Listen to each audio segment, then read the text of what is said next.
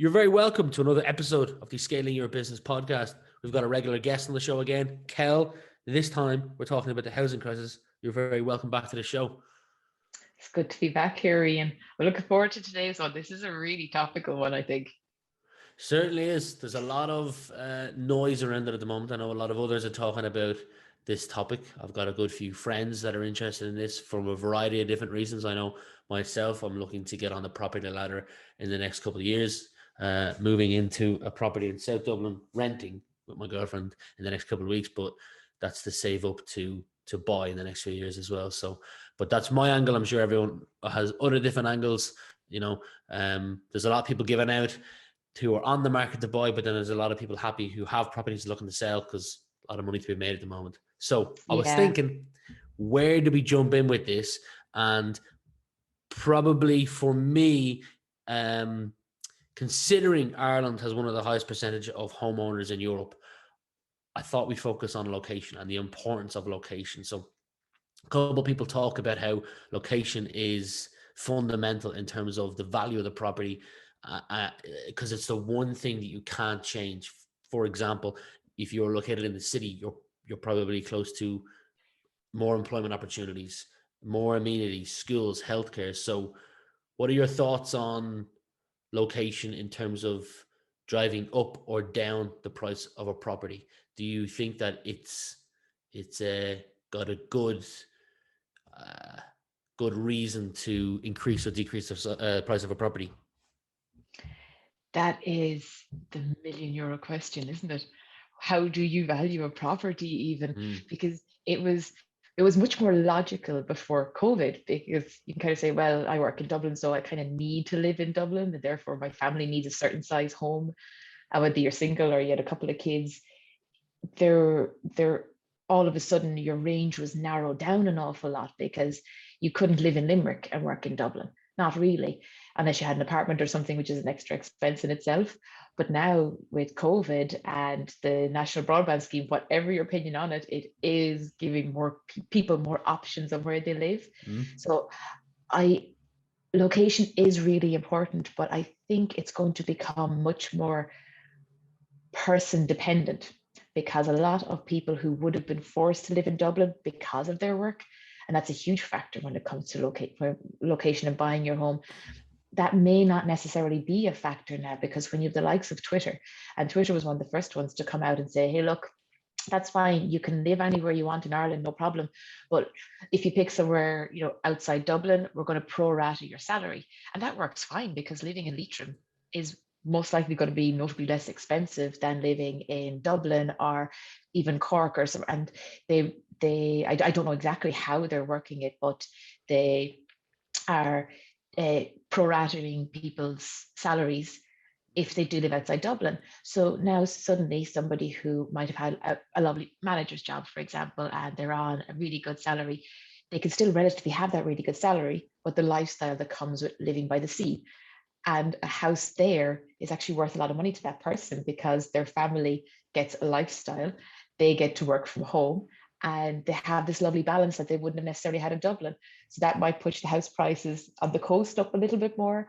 It could push the commuter belt out, because you can have bigger gardens and you're near mountains more.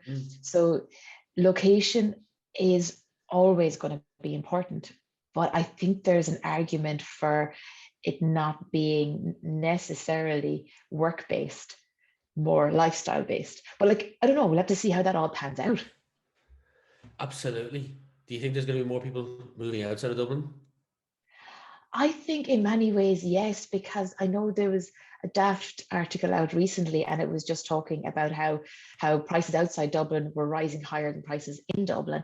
And you can see that happening, because if you have an option, and I'm going to say kids, because that's a big factor for a lot of people in how they choose where to go.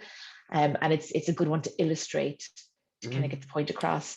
And if you have the option to live in the countryside and work from home and only have to maybe go to the office once a week, well, then suddenly the counties around Dublin are looking a lot more favourable than Dublin itself. But then if you're young and you want to have the lifestyle and the nightlife and everything that comes along with being young and having a job, but being in the city could be brilliant. And it'll be a bit before your time, but I remember studying geography back in the 90s, talking about 80s Dublin, that there had been a huge revamp of Dublin's inner city, because Dublin's inner city had been hollowed out before, and there were house prices in the middle of Dublin city were really, really low. So younger people were coming in with studio apartments and things like that. And then they were able to get places really affordable. But then obviously the Celtic Tiger hit, prices shot up. So nowhere was affordable anymore. And now COVID has hit.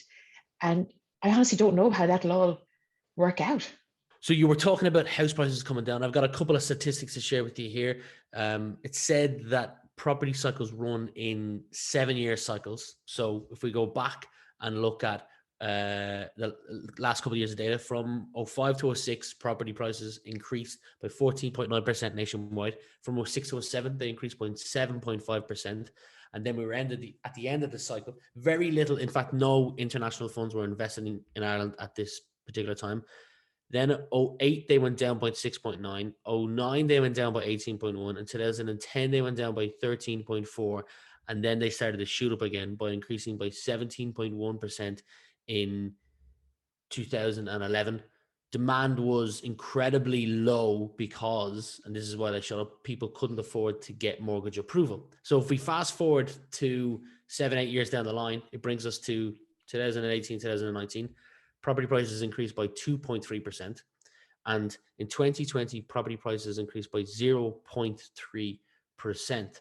So in terms of these property prices going up, there's a couple of influences. And through my research, I found 4 main influences that impact or influence the rise in property prices. One is access to capital. Are banks still willing to lend? 2 is inflation. Some experts talk about they don't expect to see an increase in inflation. 3 is GDP. We've had a positive GDP in 2020 and a 3.4% prediction for 2021, which is potentially going to add a small increase in house prices. And then unemployment is 4. If unemployment goes down, house prices goes up. Unemployment at the moment, I can't find any recent stats for it, but of Q2 of 2020, it was 24%. Now, I know a lot of that's impacted by coronavirus and people being on PUP. Once COVID settled, the dust might settle there. But population growth was one that I added because by 2025, we're expected to be a population of over 5 million, and therefore more people will be looking for property. So if we look at each one of these individually, Kel, access to capital, banks still willing to lend. If we see a 1% increase in inflation, we can expect to see a 10% increase in house prices. What are your thoughts on that? This is where the housing market is never in isolation. A housing market is as a result of, I don't even know how many factors, but from a bank's perspective, and there's 2 sides to every coin, and it's not that the banks don't want to lend. You see, when the last crash happened, a lot of it was because lending was so fluid. Ireland never had money before, and now, like back then, 2006, 7, 8, we were getting 100% mortgages. We were actually getting more than 100% mortgages in some states because you needed to put some stuff in the house and things like this. I heard that. Crazy. 20 grand extra some people are getting just to fill out their house. Just to fill out your house, I know. And no, it wasn't super, super common, but it was common enough that people could avail of it. And you had, interest-only mortgages. And so all this money was being lent out. And look, you could argue very recklessly, but at the end of the day, the banks were willing to give that money and people were willing to sign the bottom line to say yes to it, not necessarily considering the future. Now, we had no track record in handling credit before, so we kind of thought, why not? Let's give it a go. Unfortunately, as everybody knows, that backfired horribly on us. So we had the Troika in, we had the IMF in, with loads of different factors coming in, and these new rules and loads of different regulations came in on the back of it. And the end result is that credit was heavily curtailed because credit was one of the big drivers of our last crash. So the thought was, well, if you can curtail that, the next generation coming up won't have these issues and will balance out. But unfortunately, at that time, building also stopped. So we did have an overstock. And I remember them kind of saying, oh, look, it'll take a couple of years to catch up on the overstock and we'll start building again and we'll catch up on ourselves and it'll be roses in the garden. But the the new regulations that came out on the bank weren't necessarily as well thought through, because you can't build in factors without knowing the future. You can't know the future. So things that came in, there was a huge amount of protections against repossessions. So it's very difficult for a bank, and I'm going to just talk about the bank side here for a second, to Yeah. repossess a house. Now, a bank is about making money. So if they can't recoup their money via you either repaying or taking the house back and selling it, that's that's not in their favor. No. That's one side. Another side is they have to have a minimum amount of funds sitting, basically sitting there in the bank, just in case another crisis happens. And I could be corrected, but I think it's up to 75% of the value of the amount of mortgages they send out. They have to have that up to 75% that ring fenced in just cash, just in case. And that's a huge amount of money they have to sit on, and which makes them extra prudent, because if they're going to give out money, they want to make sure that they have 75% sitting there, but also that they get that money back, because a bad debt is not going to work for them anymore. So those two things alone make it really hard for a bank to even stay in Ireland. And you're seeing banks pulling out, and it is because they're giving out this money. They have to hold a pile on cash in Ireland to balance out the mortgages. And if things do go belly up, and it's very hard to repossess, particularly if it's the family home, because there are so many protections against the family home in Ireland. So unless something changes there, banks aren't going to be particularly enticed to stay here and stay lending, which is not good for our market, and it's not good for buyers like you trying to get on the ladder, or anybody else trying to start out. It does make things a bit more difficult. So You've that's seen. Go on. yeah, so that's one side. And then so that's for your normal buyer, your first time buyer, or your switcher, or your average person working. But they're not the only people in the market when Yeah. it comes to buying houses. So I was reading a little bit into this. So vulture funds and things like that, they get a bad rap. But they're I'm not going to start sticking up for them by any manner of means. But the other side of it is there are a lot of people who in Ireland who are investors, and they're investing their money to grow their wealth, so maybe they can buy a house or they can do whatever. And you do have vulture funds, and their job is to make money for their investors. But their investors at the end of the day are you and I and our pension funds and loads of other things. So they're looking to buy. You have a huge amount of foreign direct investment. That's a whole other kettle of fish. So there are other companies, people in other countries who have cash who want to invest. Ireland is a well-off country that is developing really fast. And I know not everybody might feel it, but we are a really high level first Yeah. world country between our pharmaceuticals and our IT and everything. Like, we are right up there and very attractive from that perspective.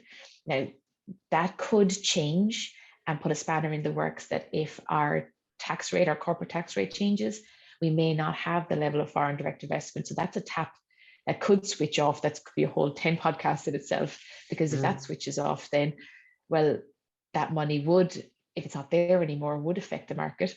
We can come back to that a bit. But then there are different investment funds, and the particular one I think is having an impact on the market are REITs. So they're real estate investment trusts. And they're interesting things because they're different to the average fund. They're what's called an alternate investment fund. And they fall outside, I know, a different remit. But the thing with these is you and I can invest in them, but also institutions can invest in them. And with the threat of inflation, we're due inflation. Whether it'll happen or not, I don't know. But we've had historically low inflation for the last 10 years. So there is a good chance, with all the printing of money and all the borrowing, that inflation might rise. So there's a lot of money there, and there's a general fear of leaving it in cash. So if you're not going to leave it in cash, you're going to invest it. Property is historically up and down, but a good investment.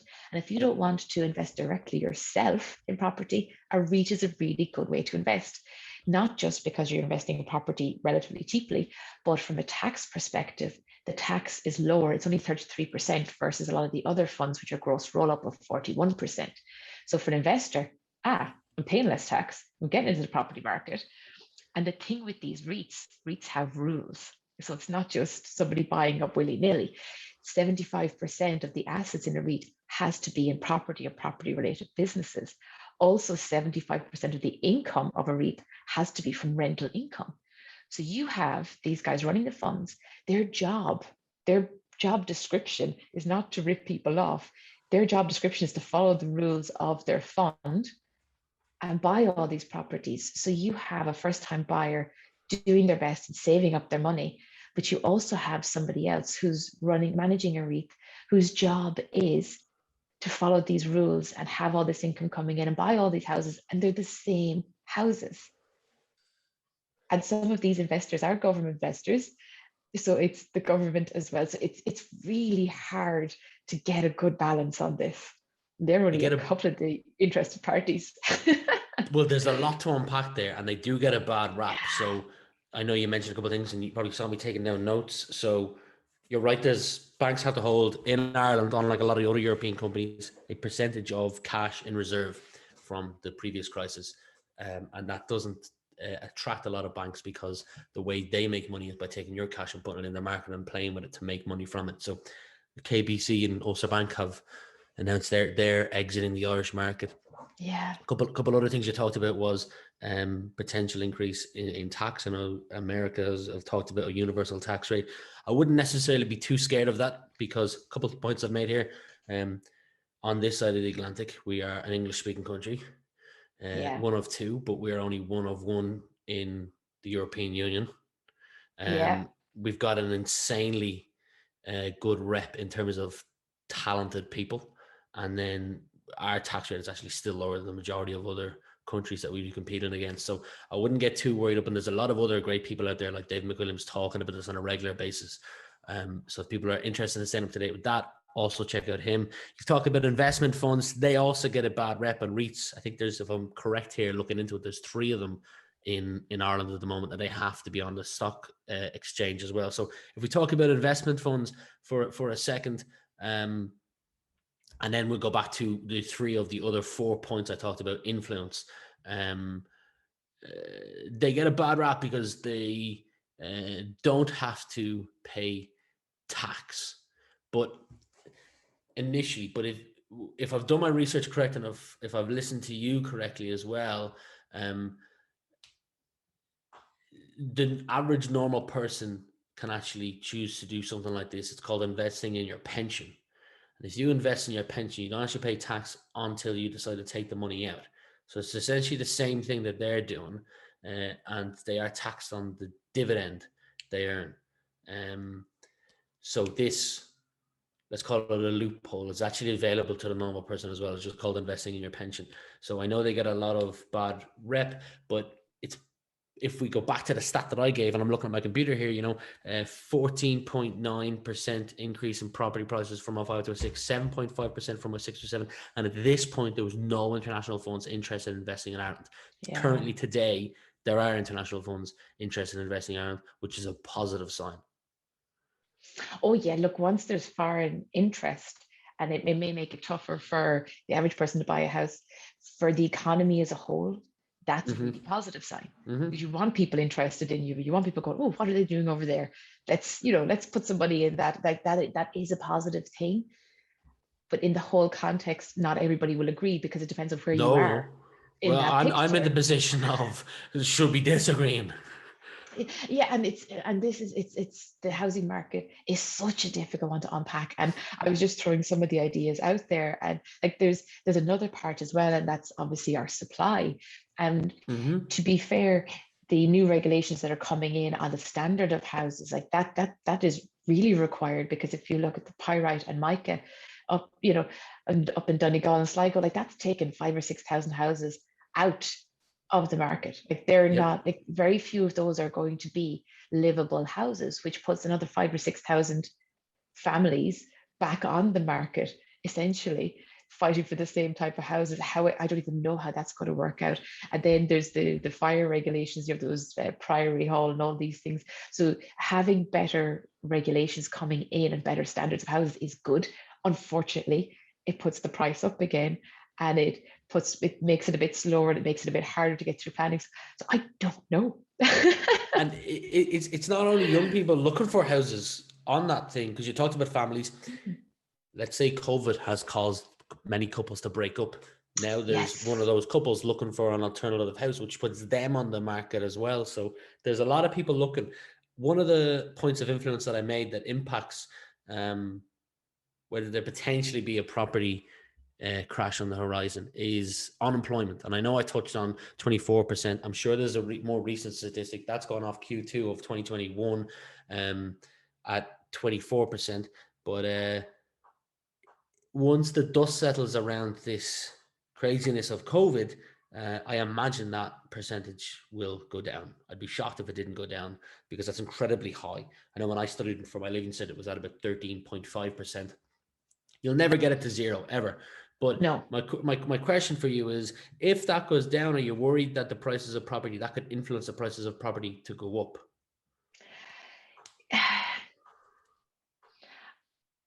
The property market is such a, some people might say dysfunctional, some people might say, look, we've never broken ground like this before.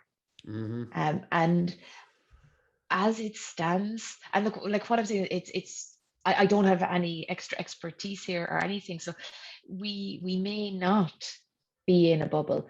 You know, this may be the new way property is, and we just have to look at a different way of doing it, be it making renting more affordable and more probable for people, because going on a year-to-year renting contract is not, it's not a way to raise a family. It's not a way to live comfortably in a house.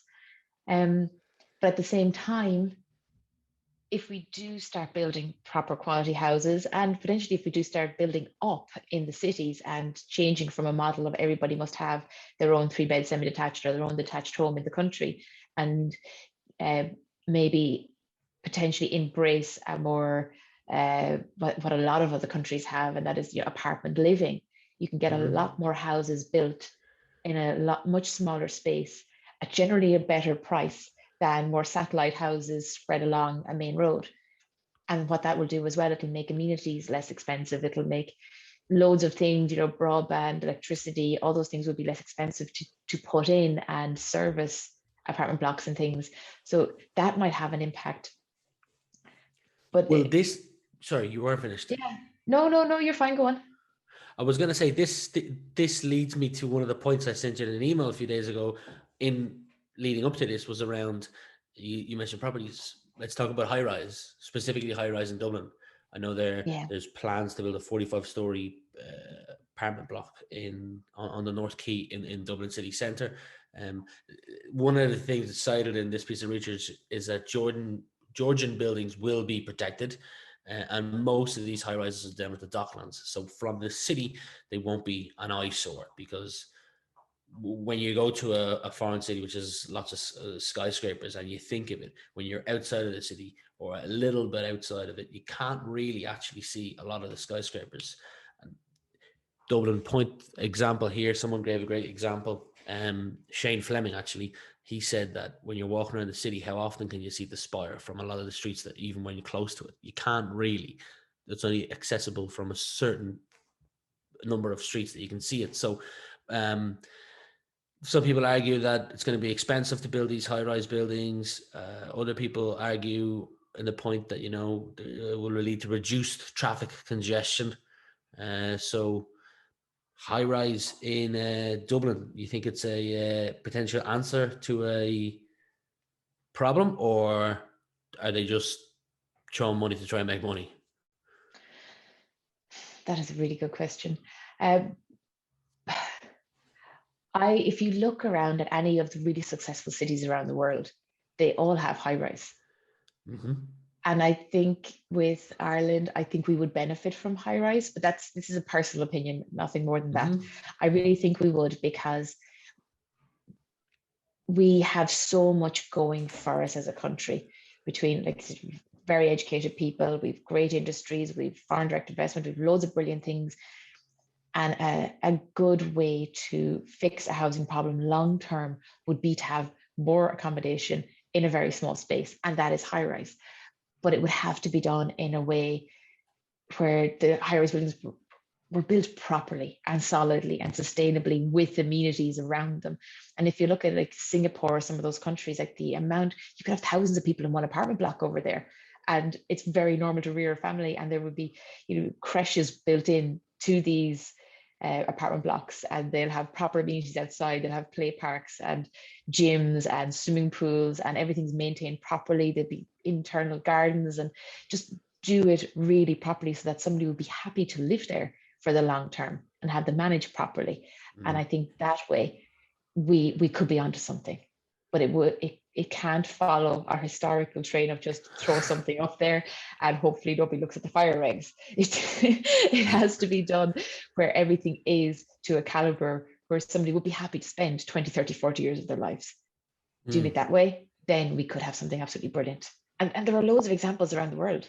Like any city can show you really good quality apartment blocks. It's not new, and it takes a while for people to get used to it as well. Because to be fair, the Irish psyche, we've always wanted to have our own homes. It's built into us back from the time we got back our independence and all of that. And having that house, having, your own roof over your head, it's a lovely thing to have. It's a security to have. But a lovely thing over your head, having your own home, we would read as a property, a full-on property with a garden and a lawn, or, allotment attached of what, it's not necessarily an apartment because it's new to us. But if you were to ask somebody who lives in Europe or in America, or the cities in America or in Asia, an apartment block is their property, the way we would view a 3-bed semi-detached.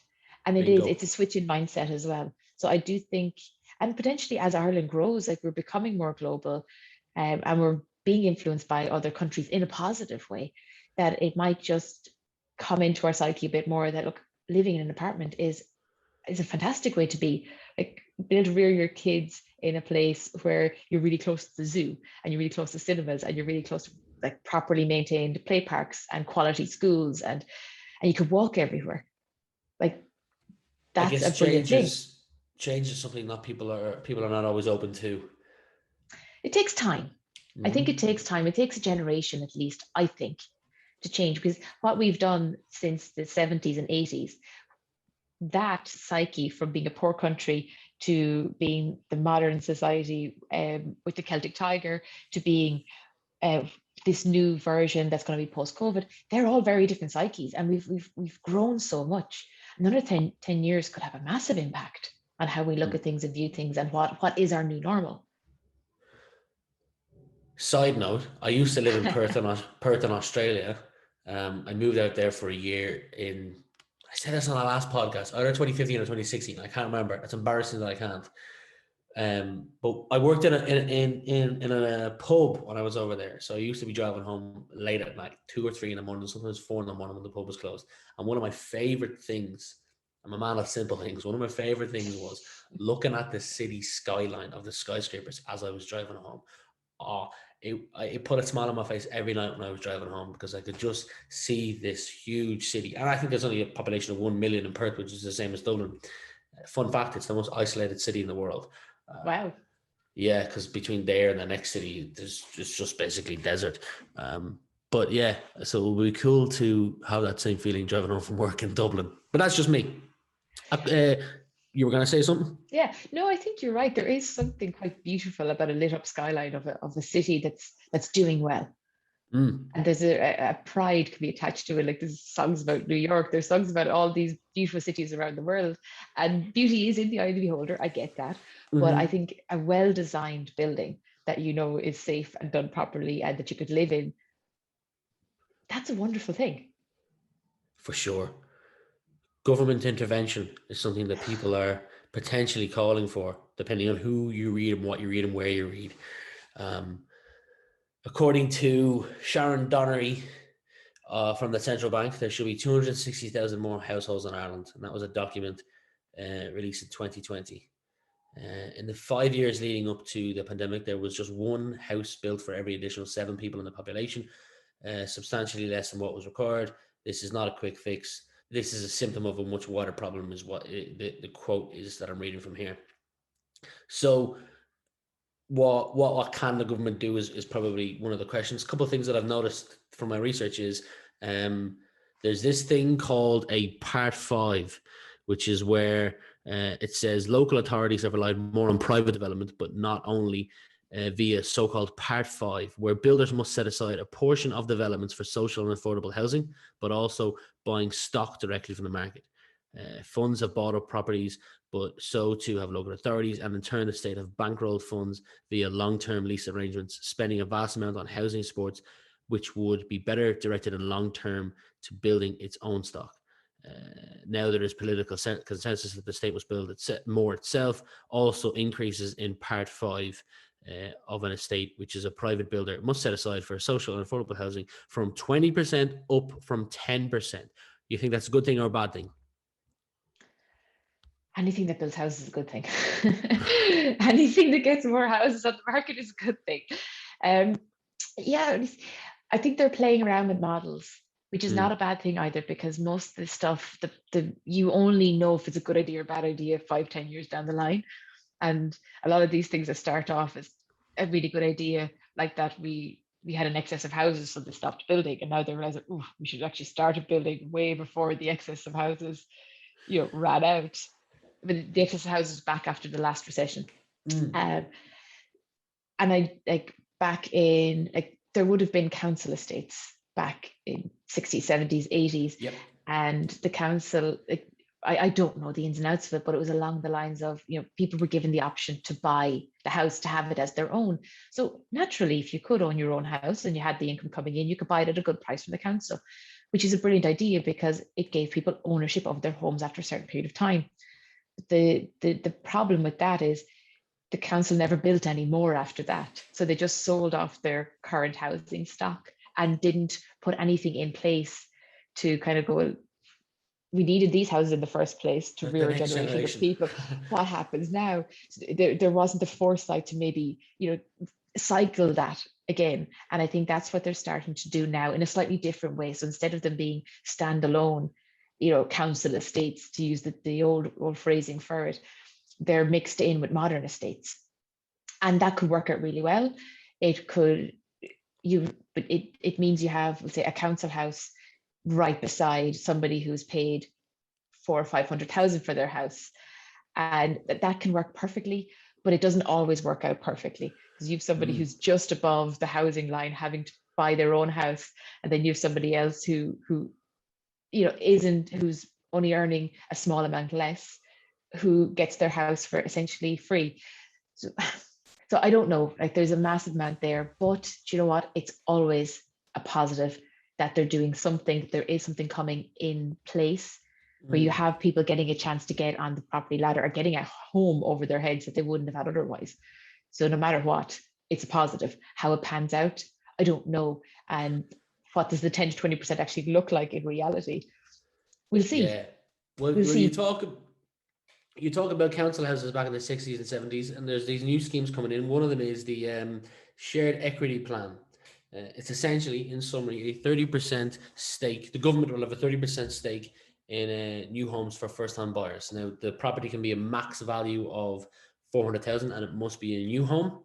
And the owner will be required to pay back the state. So there's a potentially what depending on what type of person, what angle you look at this, it could be a pro or a con. So the reason why I'm saying that is, if prices of houses go up and the government owns 30% of your house, you're going to be paying back more money. Just do the maths on it. But if prices of houses go down, you're going to be paying back less money, and it could cost the government. Someone quoted as much as 240 million in the example that they gave, which is a lot of money. So I'm not sure about the shared equity scheme, because I don't know how many new houses that are being built. I want to buy a property in Dublin. I don't know how many new houses are being built that are affordable for 400,000. Because you shared with me a link to a house, but it was one of those people consistently bid on it, and it was up at 700,000, but it was a 4-bed house in Lucan, and I was like, what? That is nuts. So I don't know. 400,000 for a new house is going to be snapped up. Yeah, that since that time, I was just watching it because it was basically a house for sale in Lucan. It actually got a little bit into the media as well.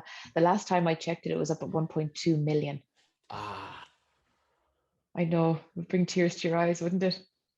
Well, I'm trying to get on the market, so yeah, it does. It's now I look, I can only assume that is a total outlier, and that's why it got a bit of media attention. Mm. But it does show the demand there for houses, and it does. It's I- it just there's something dysfunctional going on, and I don't know how to go about fixing it, but something has to be done. And if a shared equity scheme helps people who wouldn't normally get on the ladder, then that is a win. No matter what, that is a win. You're right. Here's the bit I can't wrap my head around though. I looked at the average wage, particularly of a person. I'm 28, of a person between 26 and 36. I earn a good bit more than the average person does, and I can't afford a house valued at more than 500,000. Right?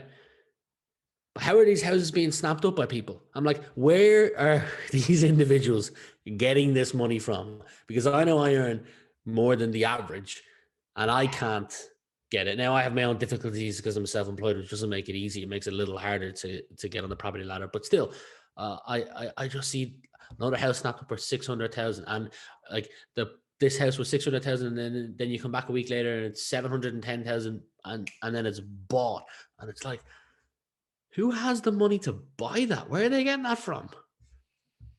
But yeah, that could lead me down an entirely different rabbit hole that would probably not make good for the Yeah, podcast.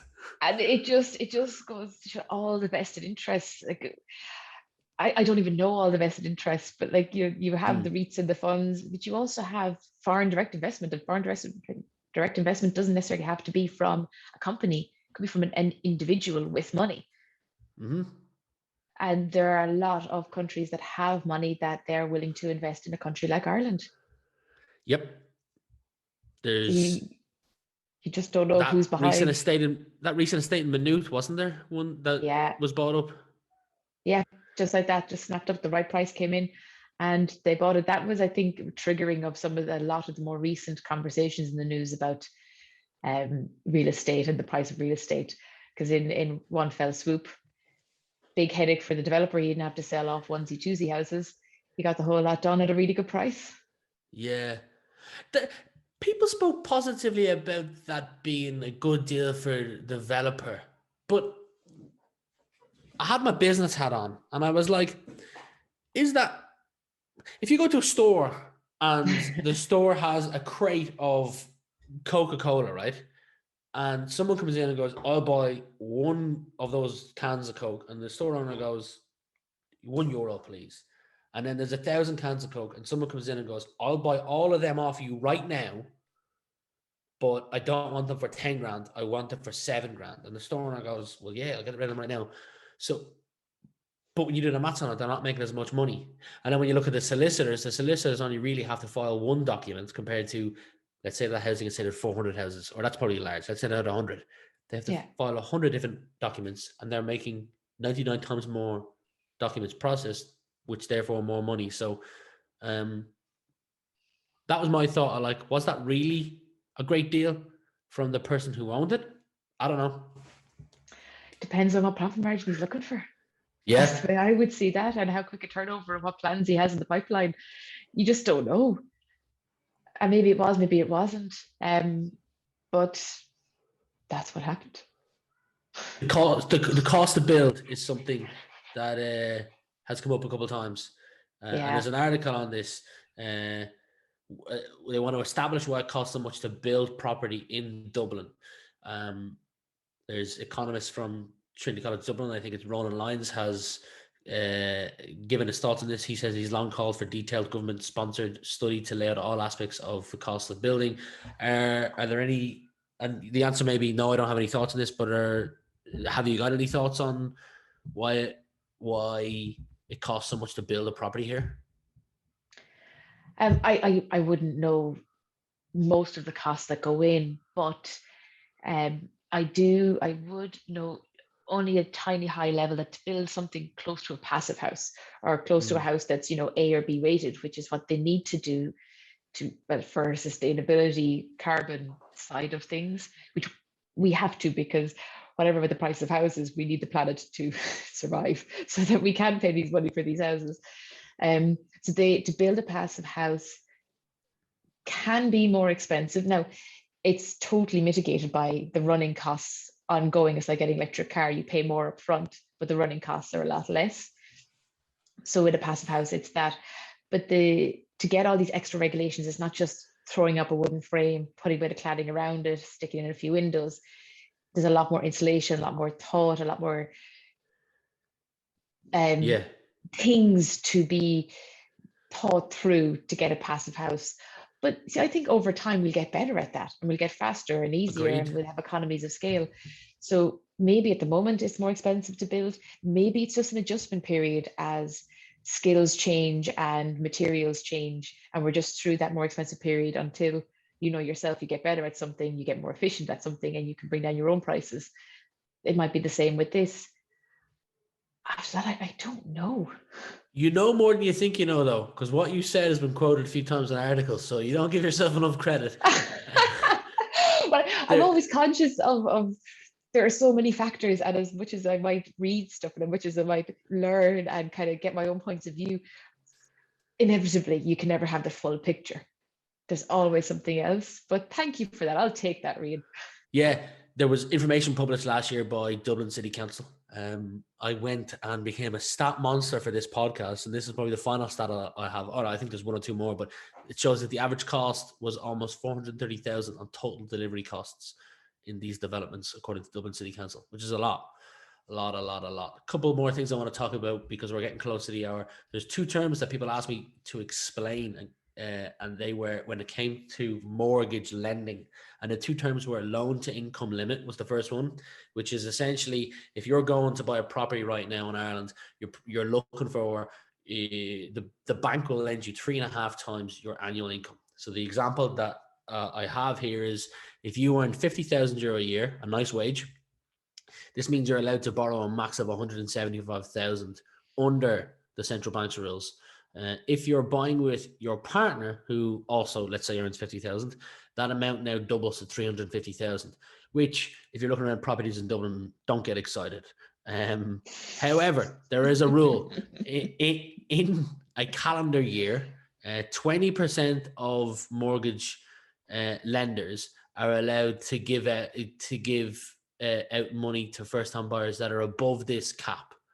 So think of it as an exemption. Some people can get an exemption that will get up to 4.5 times the applicant's income. However, if you are thinking about this, I know we're recording this in July and it'll come out in July. They're probably all taken up the exemptions by now. It's said that, and I looked in and acquired a lot of the banks, most of the exemptions are taken up in the first half of the year. And now that we're in the second half of the year, don't get excited. So that's the first thing, 3.5 times. Was it ever more than that? Well, anecdotally, I can give you my experience of being a first-time Yeah, buyer. please do. And I will bet you people would throw things at their phones when they're listening to this. But back in 2006, and this is not a correct thing to do, naive me got mortgage approval for 7.5 times my income.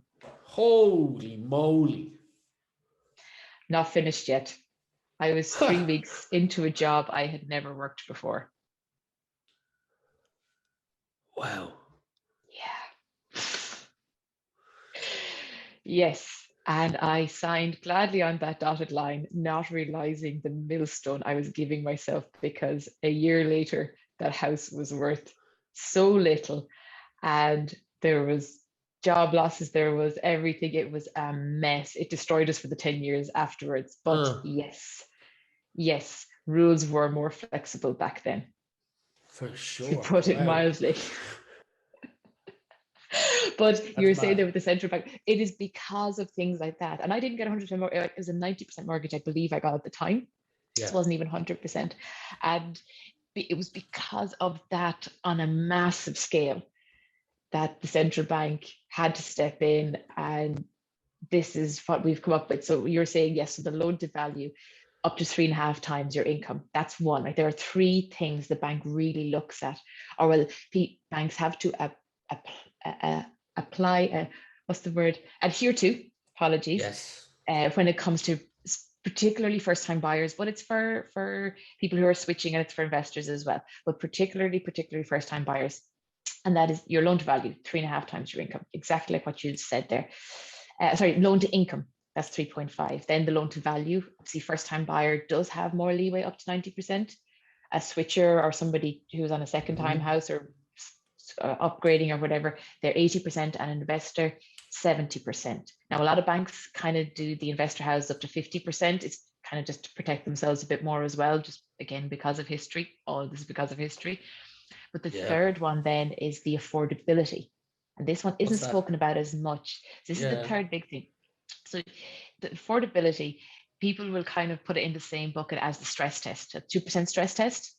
So what the bank is actually looking for in reality is that, fine, you need to hit 2 of the 3 of these, right, to even be able to step forward for any bit of mortgage approval.